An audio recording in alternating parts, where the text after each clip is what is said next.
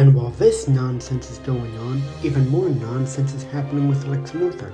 He tests his evil plan on this toy train set, and that spawns a crystal structure.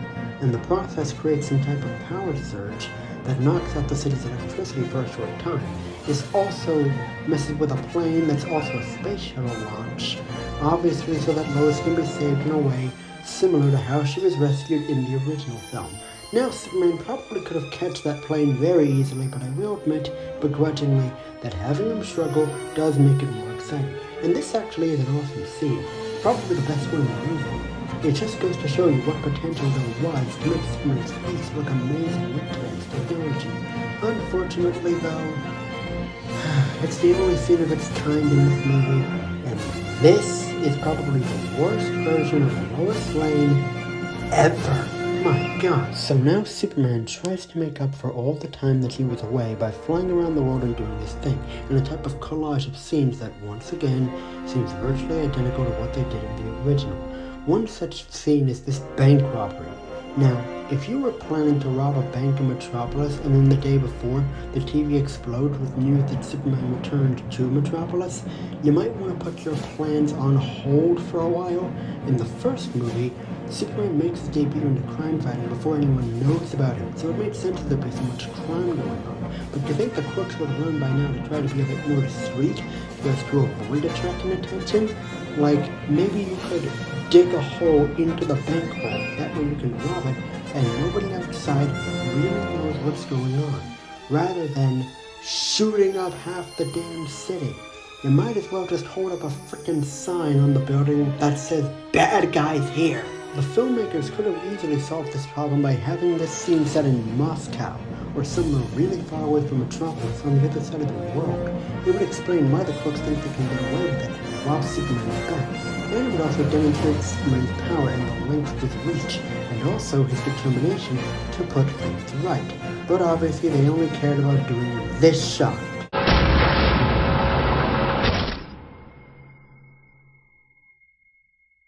Which is cool, yes, but it's yet another example of how Supes is restricted in this movie. He doesn't set foot outside the boundary of Metropolis. The closest he comes is when he flies over water.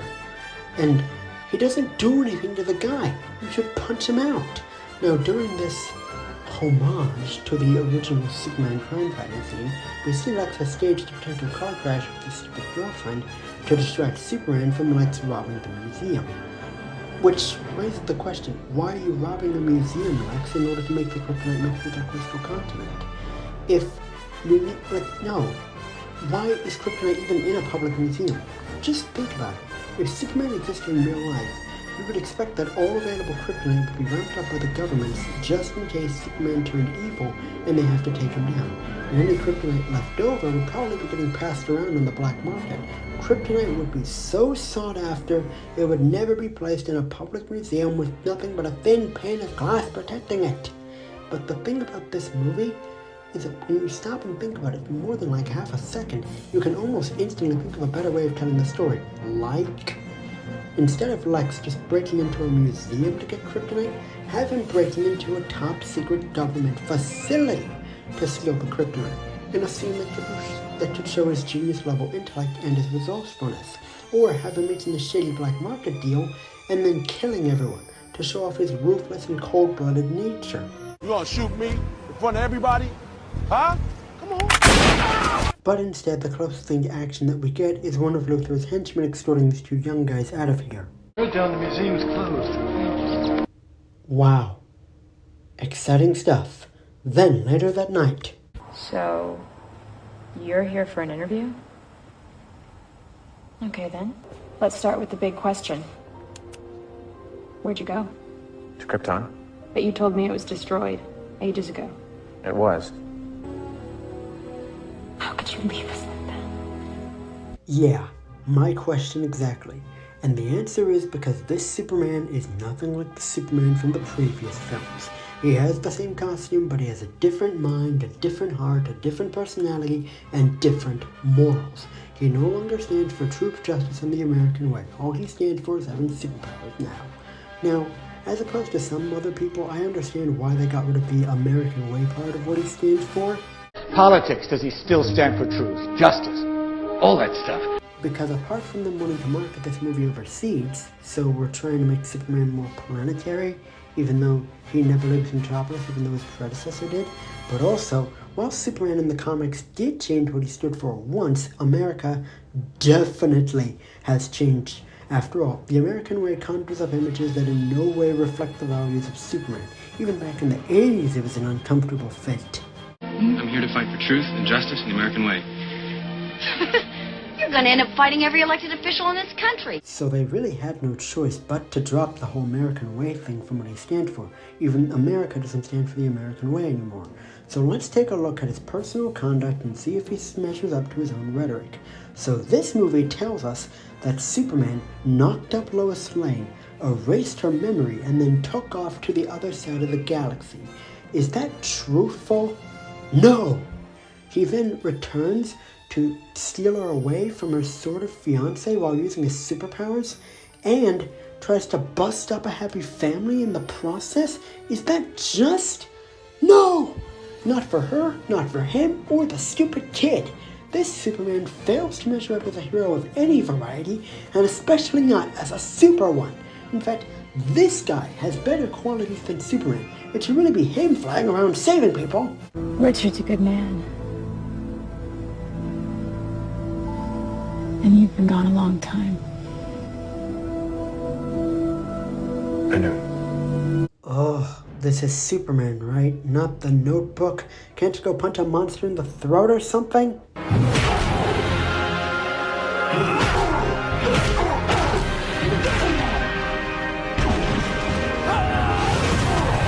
We'd rather see that than another dumb love triangle. Bryan Singer, love triangles are not interesting in comic book films.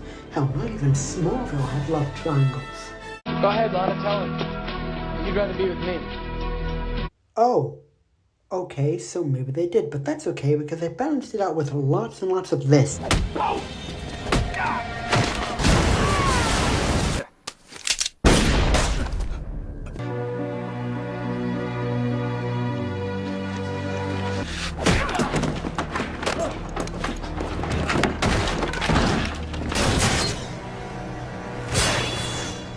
So Superman goes to the fortress and sees the crystals missing. Yeah, maybe he should have gone there earlier. In fact, shouldn't you have checked in on Lex Luthor as soon as you heard he was out of prison?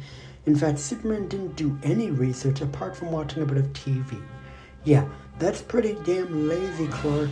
And while Superman is realizing that he didn't do any research at all, Lois Lane is actually doing a bit of research of her own about the blackout that Lex Luthor calls. She traced the blackout's origin to this house. Yeah, to this house. So what does she do? Does she tell the kid to wait in the car? No, she doesn't do that. She goes and trespasses on this anonymous person's boat without even bothering to check if anyone was in the house. Why? I know why. Because they needed her and her son to...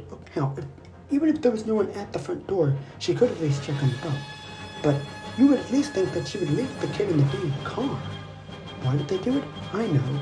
Because they needed her and her son to get kidnapped by Lex Luthor and they couldn't think of any other way to do it. Here, how about this?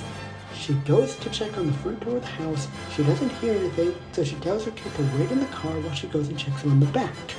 The kid sees the boat. Heck, maybe the kid could be really excited, like maybe he's playing with toy boats, and, well, maybe he could be really excited when seeing it, so he just can't resist in having a look. Then she goes looking for him, and bam, they get kidnapped. Let's go. This was a bad idea. Yeah, sure was. You're building an island? Not just an island, an entirely new continent. An extinct world, reborn on our own. I'll have advanced alien technology, thousands of years beyond what anyone could throw at me. Bring it on!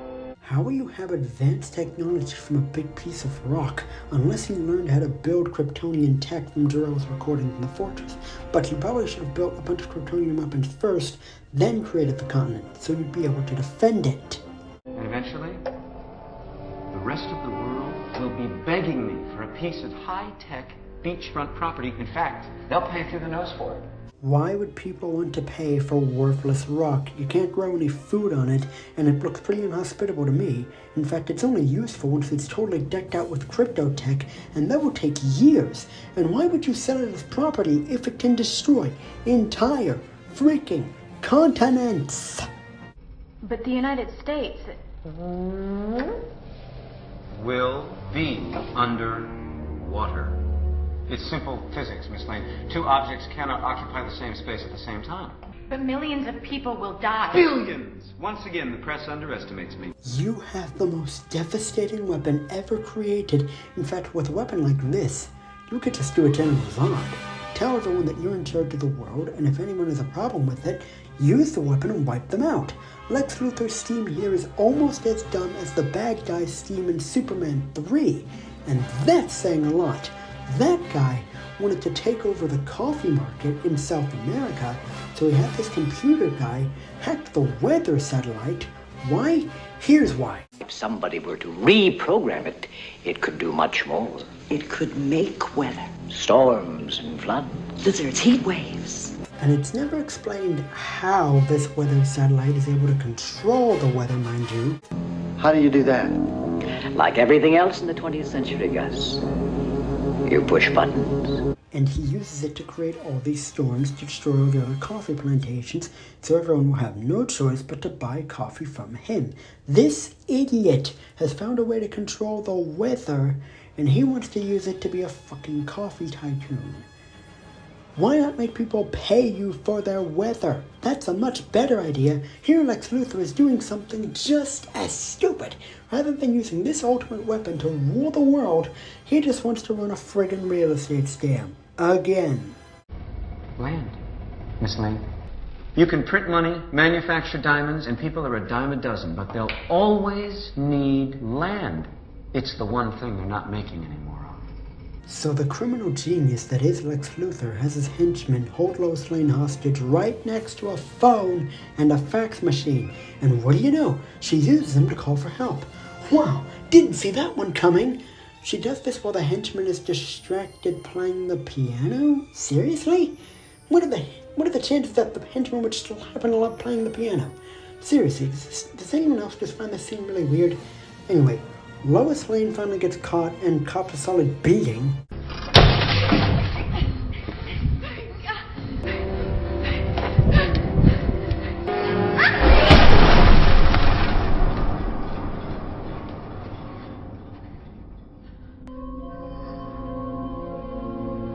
And now they decide to lock her up away from a phone.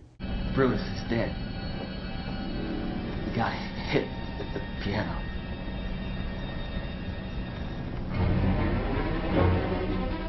Where's the boy? With the mother. Locked up in the pantry.